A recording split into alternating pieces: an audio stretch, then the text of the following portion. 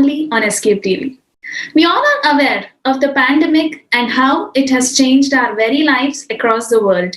In these tough times, amazing artists all over the globe have come up with such brilliant initiatives, ideas, and concerts to help us forget the fear, anxiety, and stress momentarily and taught us how important it is to embrace life in the present.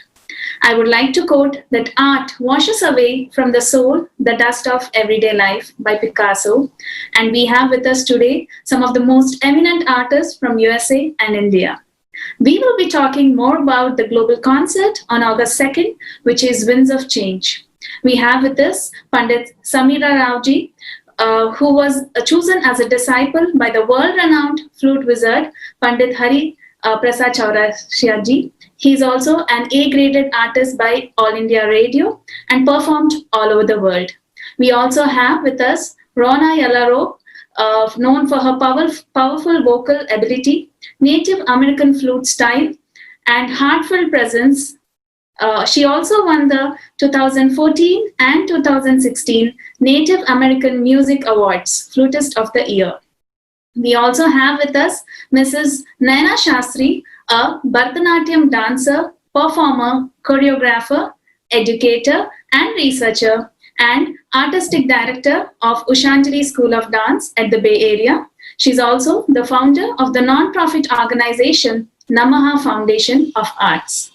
I welcome the guests and all the participants for today and looking forward for a great discussion. Thank you. Hello Naina ji, how are you doing today? Namaste. Hello, Bharna. Doing good. How are you? Yeah, doing good. So can you tell us more about the event which is going to happen on August 2nd? Sure. So this is what we are calling it a global concert because we have artists from India, from all over the US, and it's called Winds of Change. So the idea was to have artists who perform the wind instrument. Maybe we will come to that a little later, why this was inspired. But we have, as you mentioned, Pandit Samir Rao from India.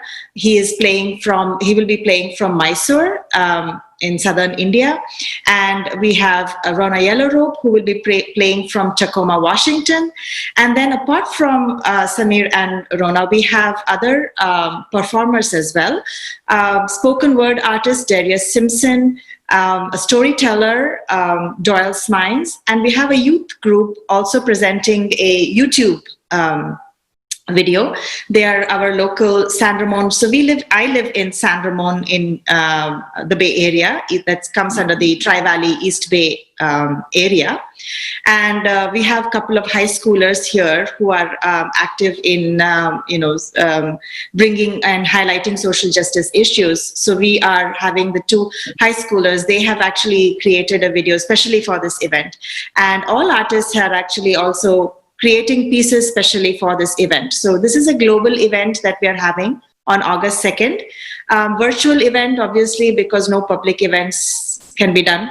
So we are doing it virtually, and the program will be streamed live on our Namaha Foundation for the Arts Facebook page on Sunday, August 2nd at 7:30.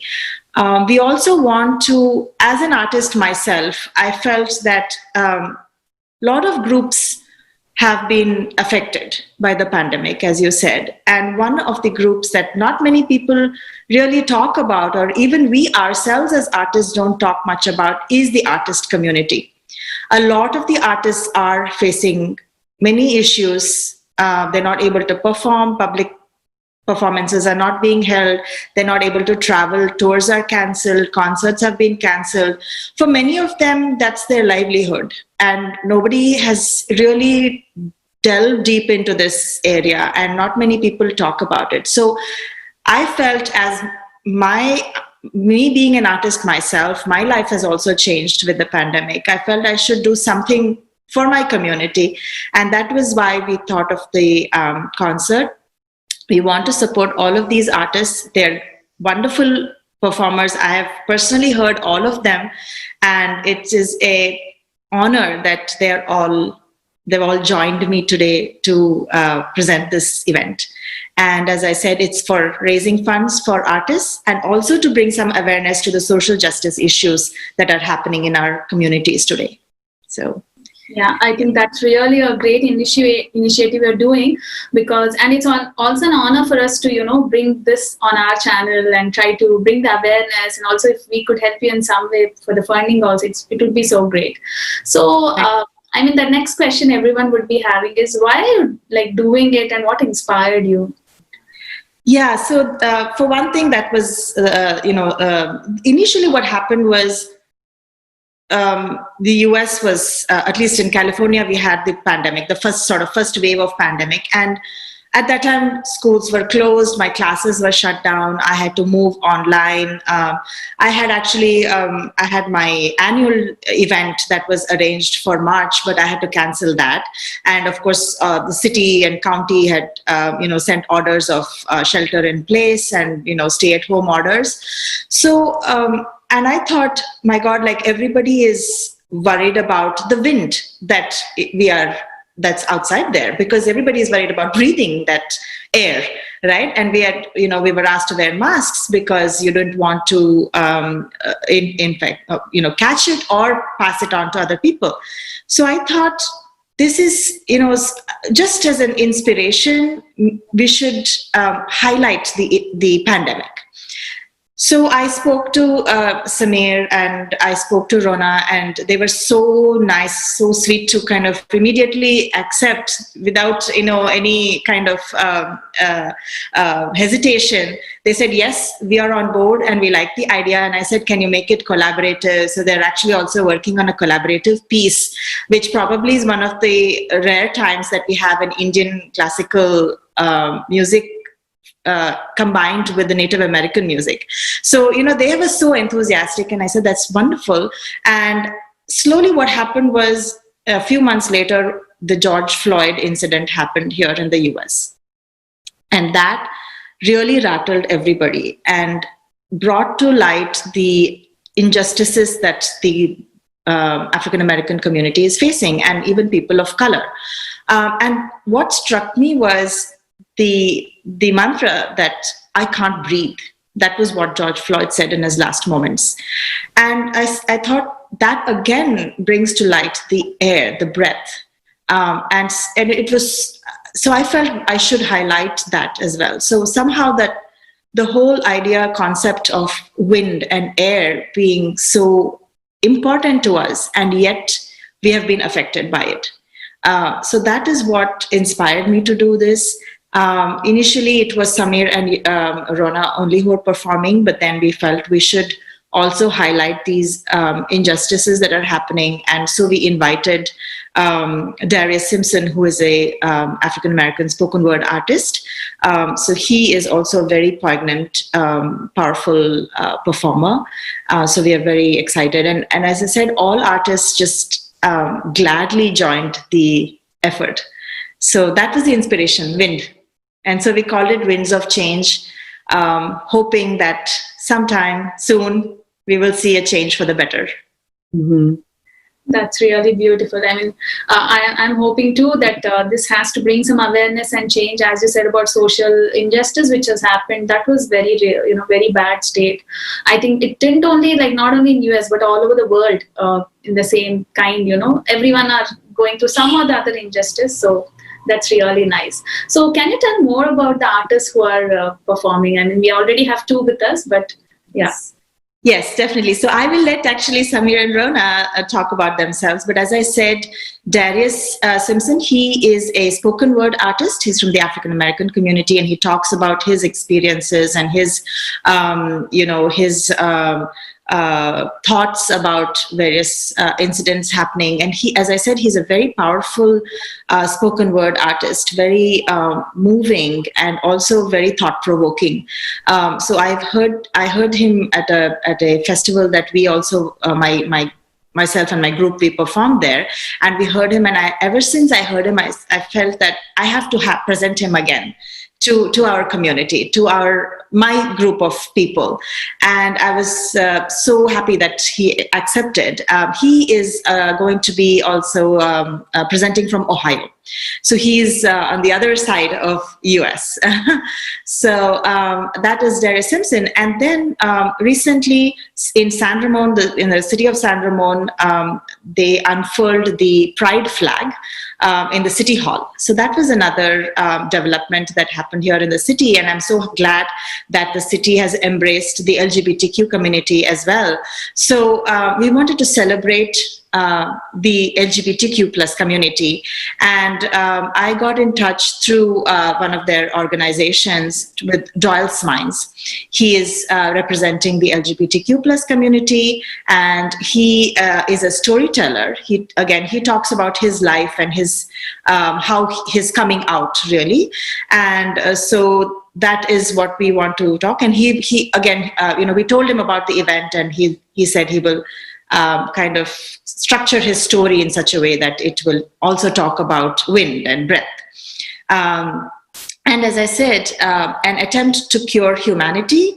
They are the youth group from here, local high schoolers from San Ramon.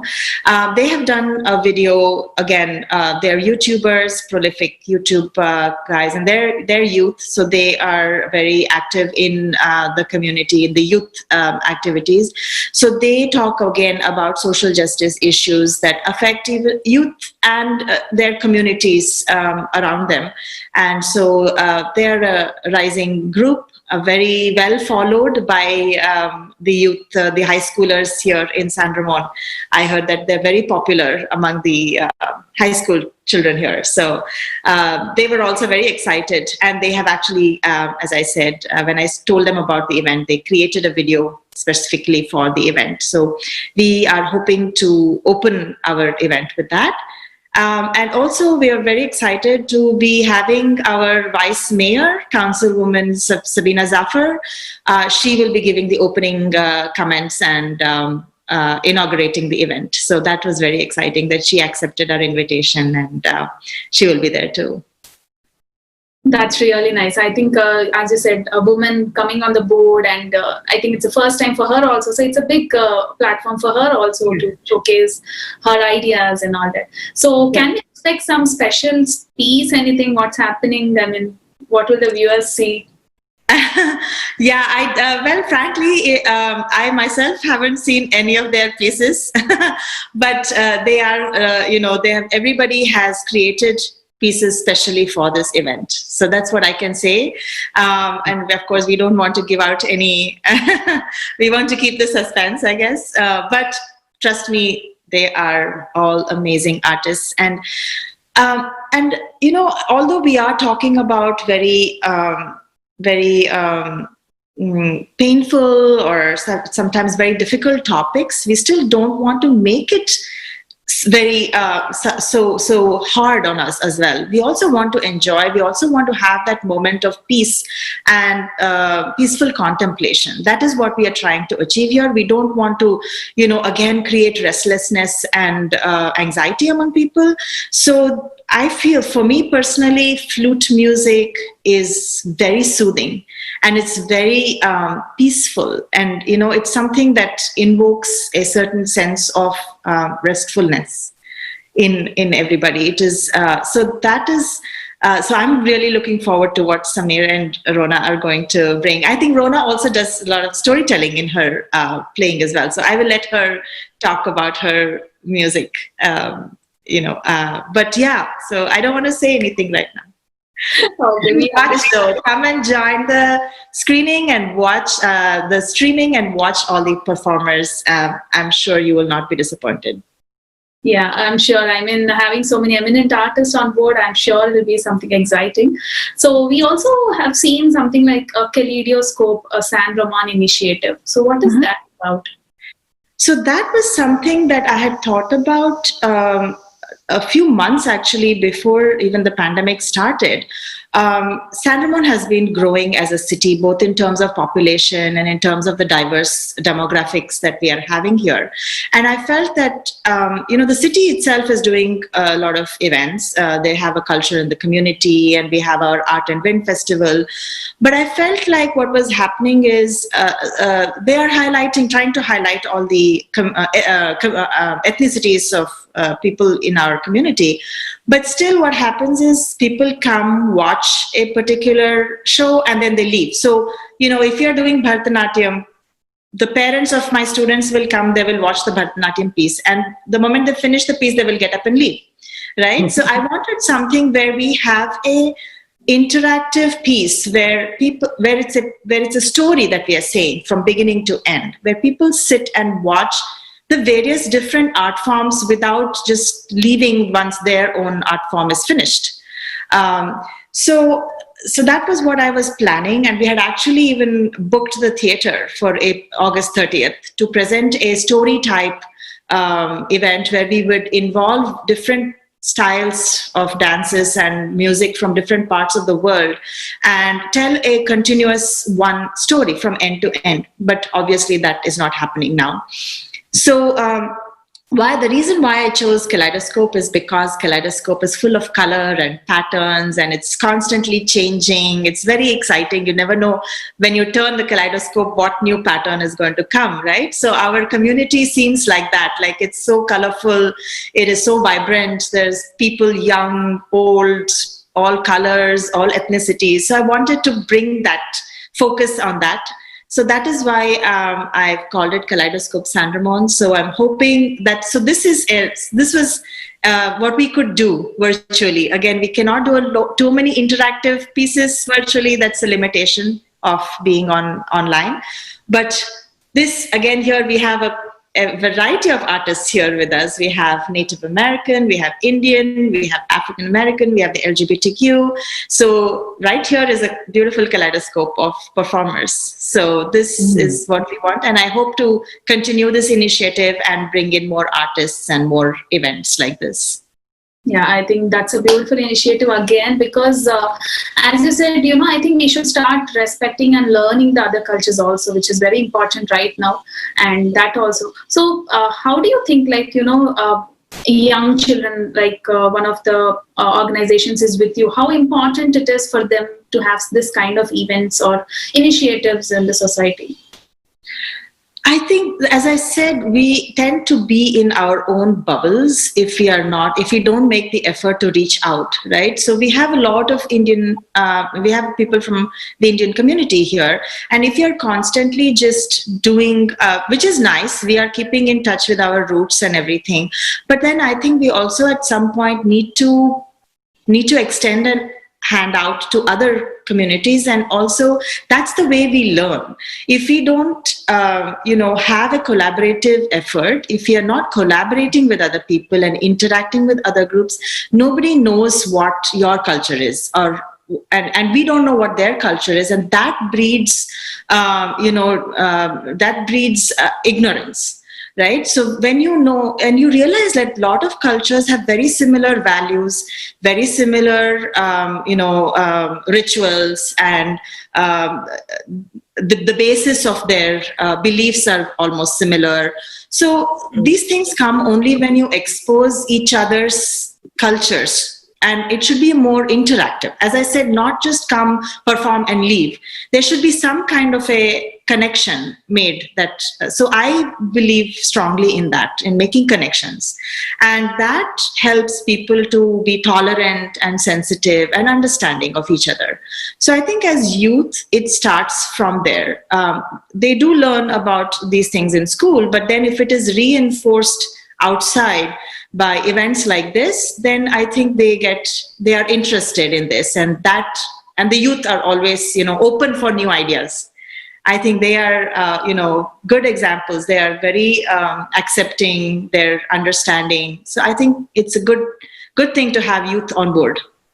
Yeah, I think that's very so I think our viewers are waiting. So let's go to Pandit Samir Raoji. Hello, sir. How are you doing today? Namaskar. Namaskar. And I'm really doing good. Yeah, great. So Tell us more about yourself and how come you came into this initiative to our viewers. I'm a student of music. I've been learning music since I'm 38 now. I started when I was 11, uh, and I'm one of those luckiest disciples to get, to learn from Pandit Ripasachara Siaji, my Guruji. So in 2016, I had visited US, and through a common friend, I happened to meet Naina ji, and I also happened to play at a Bathak at her place. So that is how me and Naina ji came in touch with each other. And when she spoke to me about the 2nd of August,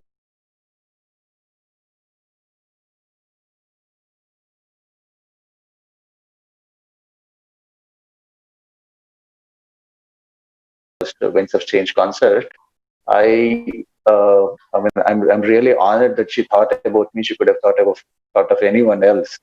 Uh, I just happened to be at the right place in her mind at the right point.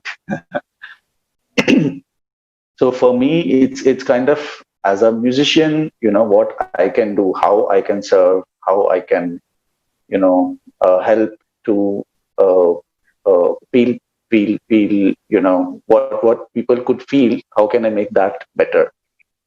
It's an opportunity for me. And when an energy mentioned about Rona, so I mean, the other day when I was talking to Rona, I was mentioning to her that it doesn't feel like we have not met at all. You know, it's only virtual meetings that have happened a couple of times, and then a little bit of playing together. But I mean, it works.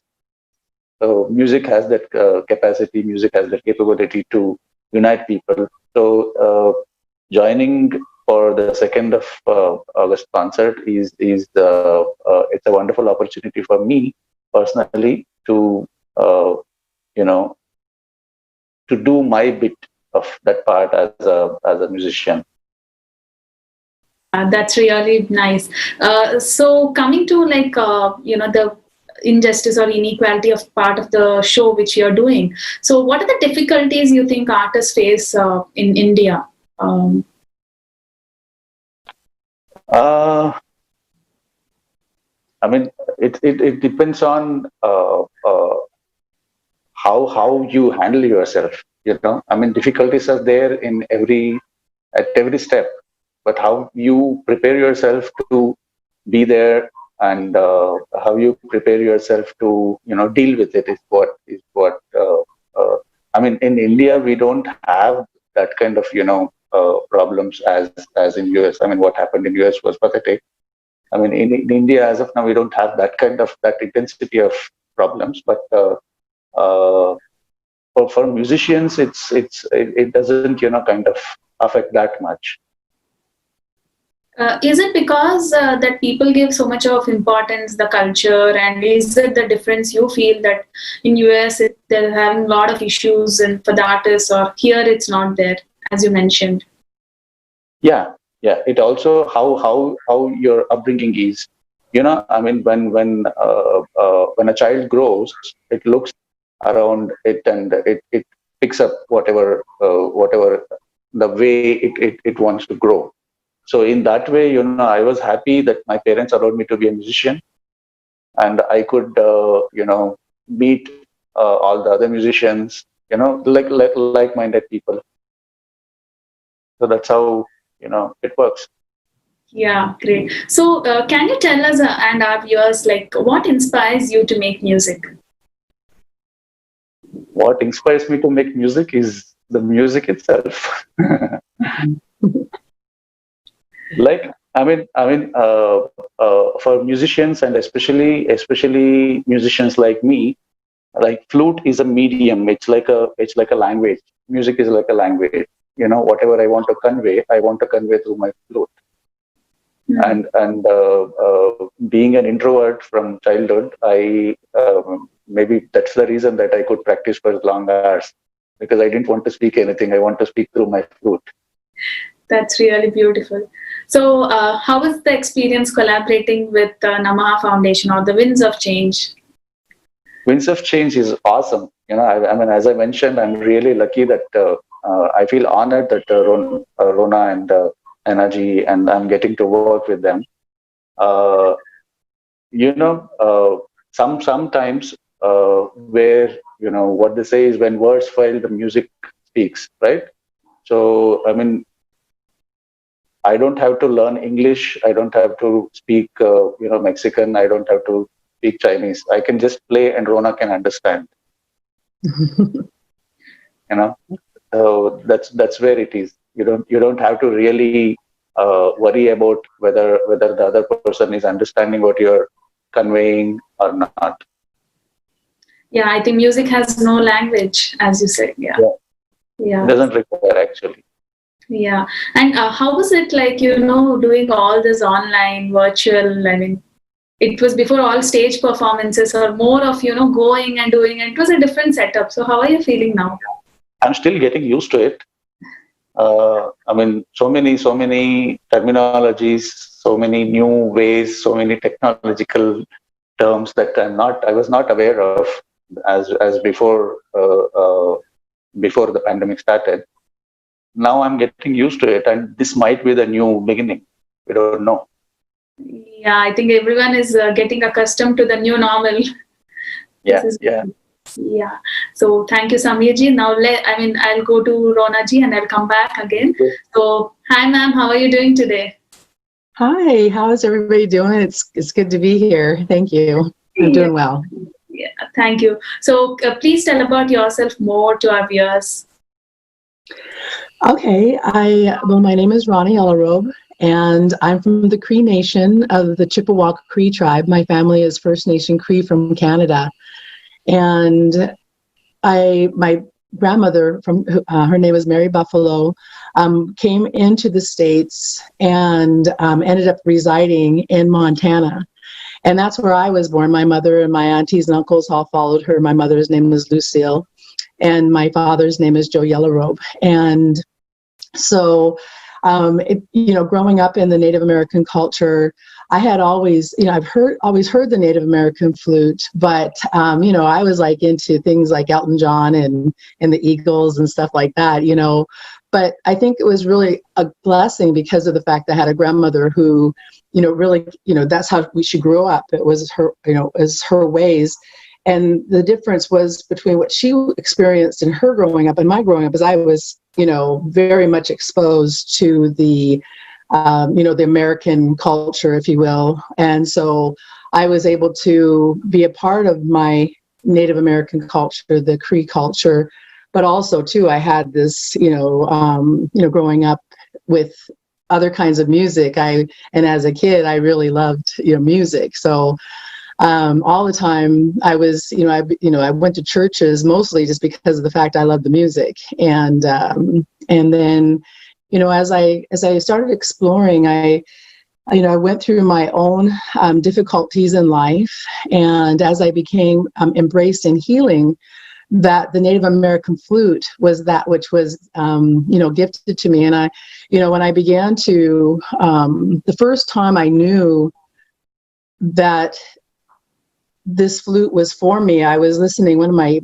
spirit guides, her name was Georgia, we were listening to an R. Carlos Nakai, they call him the grandfather of the Native American flute. He was the one who has actually laid the recordings down and gave us an avenue to be able to hear the Native American flute, like on recording, I think back then it was like 8 tracks and cassettes. And then, but I was listening to him, and when I heard the music, in the space that I was, in the healing space that I was, it was as if time stopped. And I knew there was this voice inside me that said, I'm supposed to make people feel what I'm feeling right now. And, it wasn't until like about maybe a year and a half later, my father, Joe Yellow Robe, had come in to visit me in the Seattle area. And we went into this trading post, and we found this flute, and I just started playing, and I didn't even know I didn't even know what to do with this thing. But I just kept on playing it. And I just kind of taught myself what sounds good to my ear. And then the next thing you know, there's different, venues that started opening up. Like I remember doing a talent show for an all-women's event, and just doorways began to open up in a very organic way. It wasn't something I wasn't looking this far ahead. I wasn't looking at the point that I would win a Native American Music Awards or a few, or, to win the Northwest Indigenous Flute Player of the Year. I wasn't looking at that. I was just looking, this made me feel good. And so when I was able to share it with my community of people, with my tribe, with the different nations in this area, it began to, it was as if the events and the people began to lift me to where I am. And so one of the things that in my journey, when I met my music partner, Bruce Witham, who will be on the, part of this event as well, he understood what I didn't, and I knew I was just playing, and he understood like the theory of music and stuff like that. So for me, he just kind of, I was, able to learn how to play with other instruments, right, by ear, and him through his theory, and it just worked out. And so life had just kind of put me in a situation where my stories of coming out of the dark into the light, and I think that, the winds of change is, very, pertinent to my own life, and, how to embrace those changes in a way that, helped me to grow and help others to grow.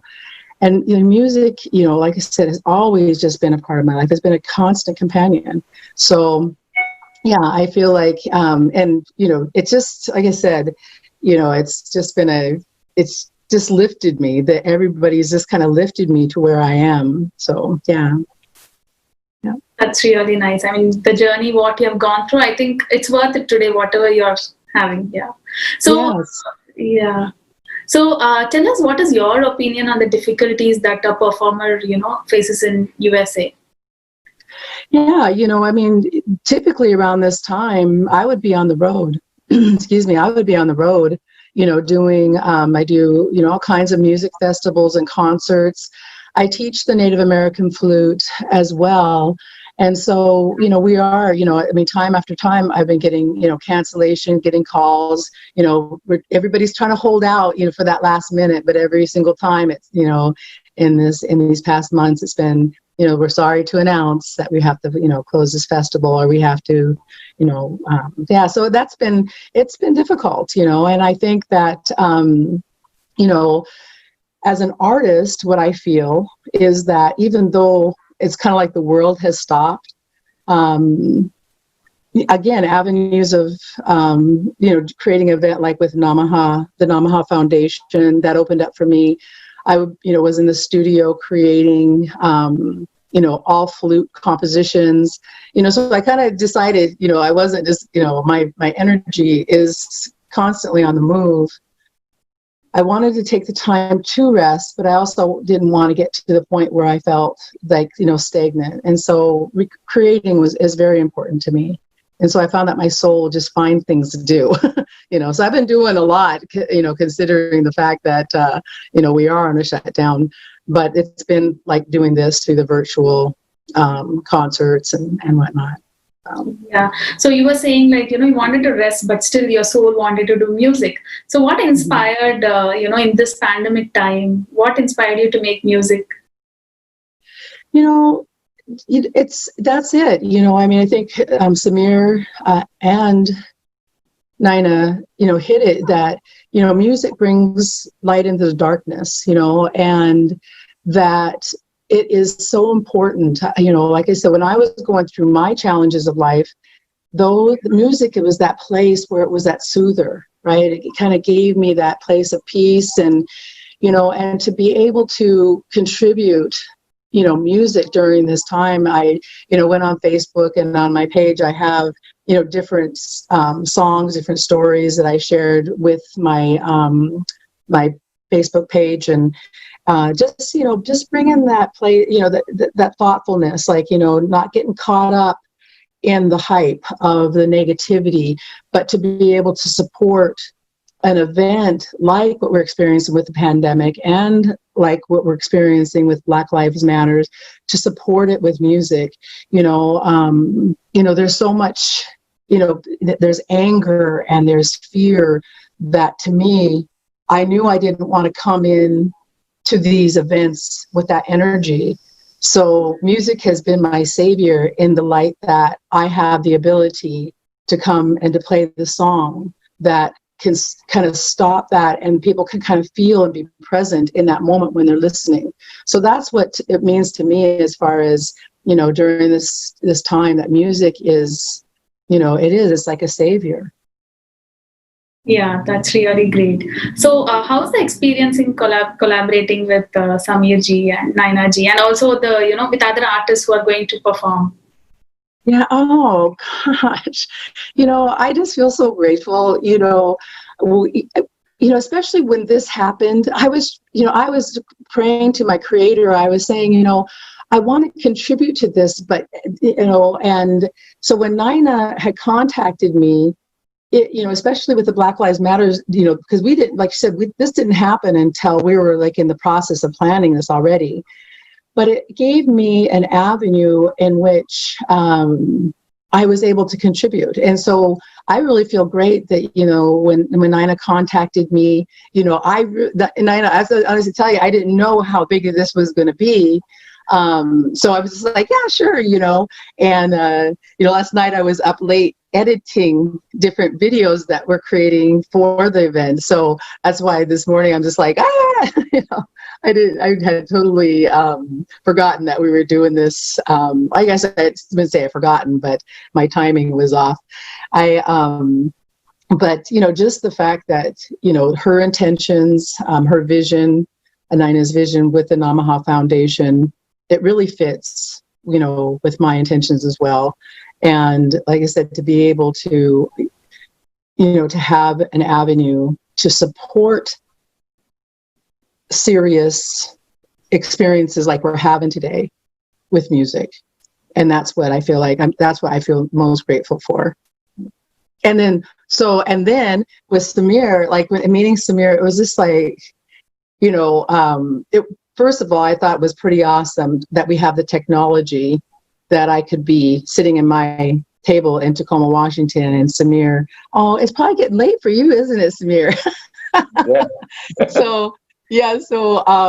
And that he's at home, just kind of waking up, and so this was really interesting for me to be able to, get to meet him, first of all, his very kind and generous spirit, encouraging, because, when I first met him, I was, to meet him, and then when Naina sent me his information, I went and checked out his page, and I'm like, oh my goodness, so I felt very honored. I felt very honored that Naina would hold me in that status, and and he's just been so helpful in the things that we're doing, the collaboration we're doing together, because in my eyes, I will tell you that it feels like how I say this, he's ahead of the game, and I'm learning from him. So this has been a good thing. Yeah, it's mutual. Thank you. That's really nice. So coming to Naina ji, so you were saying you're raising funds. So how are you doing that? Can you tell more to the viewers?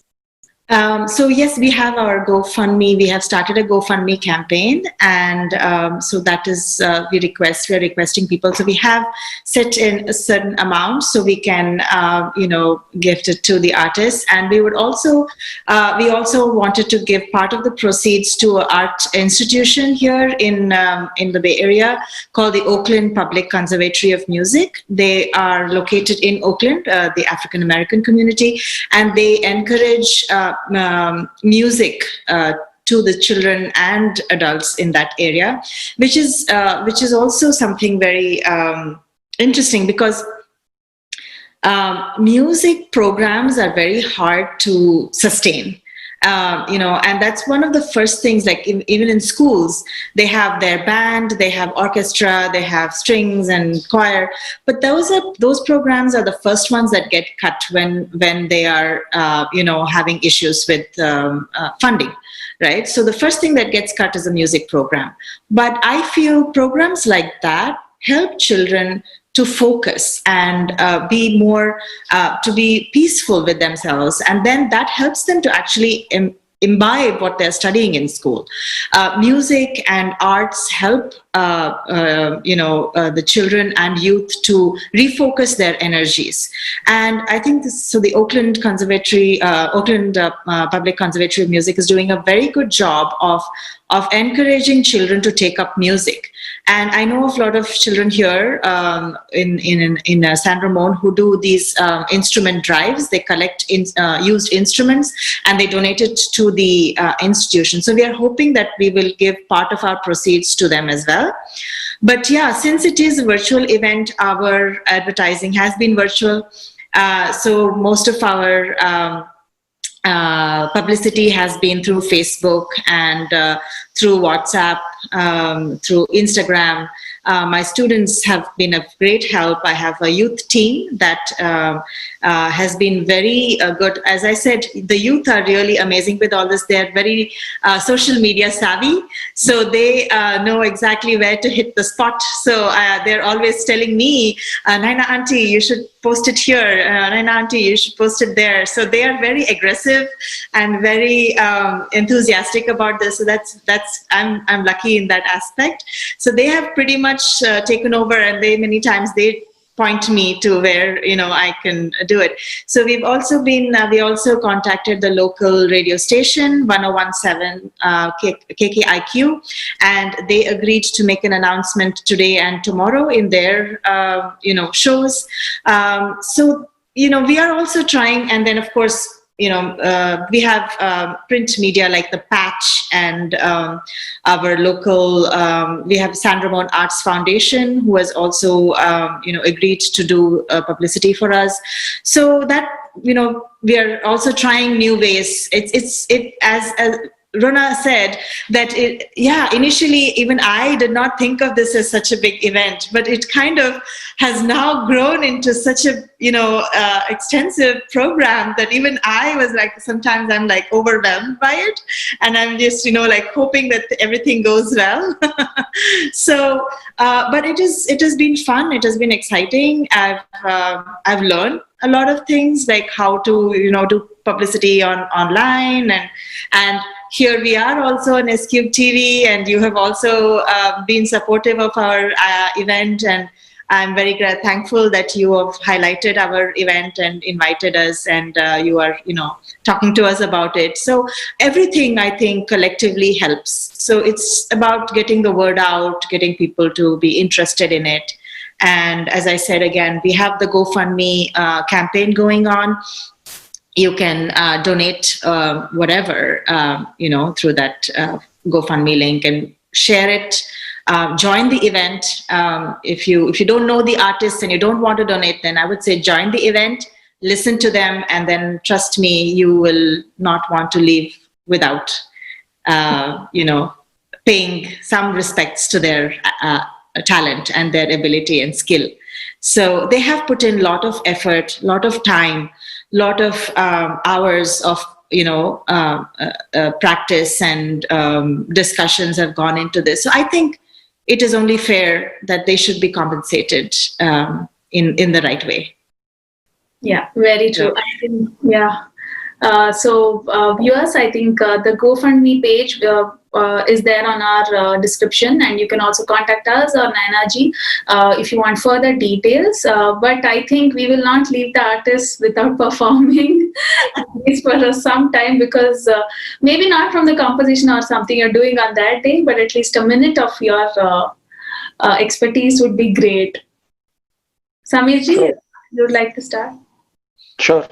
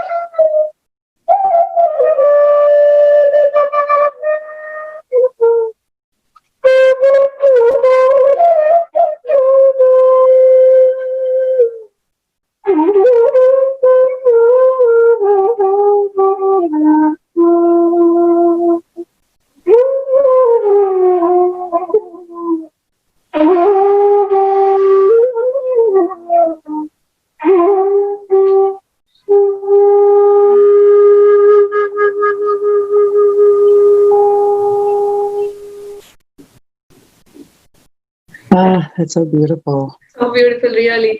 That just took us away for a minute for somewhere else, I think. Yes, it does. Yeah. Thank you. So, Rona. Okay, yeah, so this is my Native American flute. So let's see. I have many different ones, like I'm sure, like I know Samir does too, because he showed me his collection. So we end up collecting many. Okay.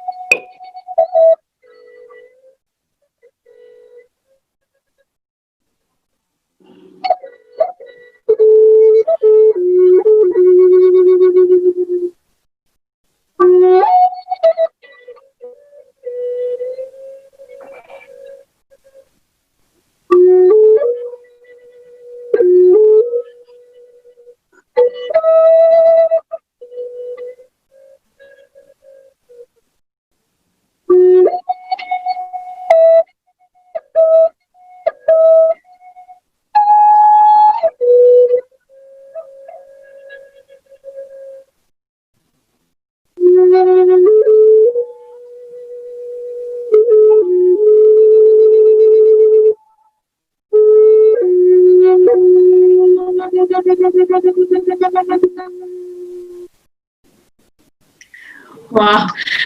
Yeah. Such a contrast, but it elevates the soul so much. I mean, music. Yes, it's so beautiful. It's a good way to wake up in the morning too, or I'm go to sure. sleep.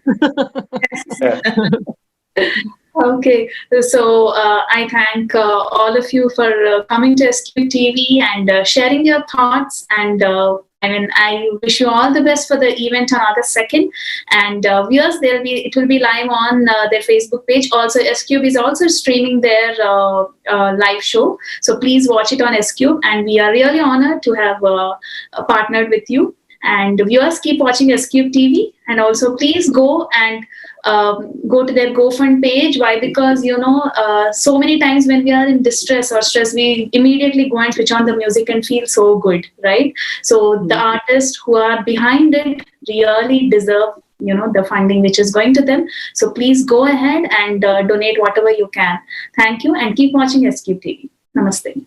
Thank you. Thank you. Namaste. Yeah.